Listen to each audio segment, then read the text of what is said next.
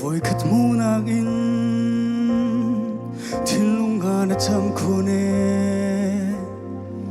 an ka man thei phiang lo in ka ruahchannnak chunga kan het lam chunga ei chan le i chan zonga dong thiam lo in na cham tuk to ne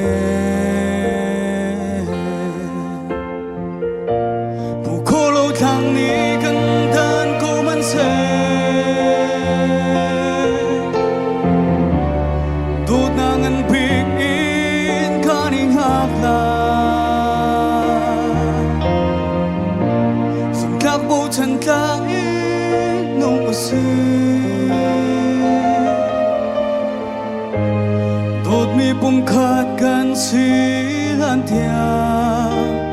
Ruahchannnak he ngak usi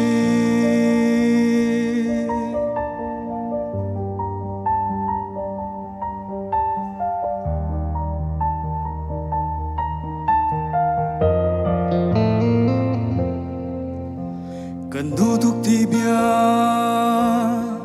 na chapa karir zona mit phai alom nak in ni khacha nan lia dumi nang hin ka herbing na city ka ni khada na fiang te lai kan then siang lai lo pu ko lo thang ni kan dan ko man se đốt nàng ăn bình in cả những hạt la dùng các bộ chân các in xứ đốt mi bung khát gan xí lan theo Ruahchannnak he ngak usi đốt mi bung khát gan xí lan theo Ruahchannnak he ngak usi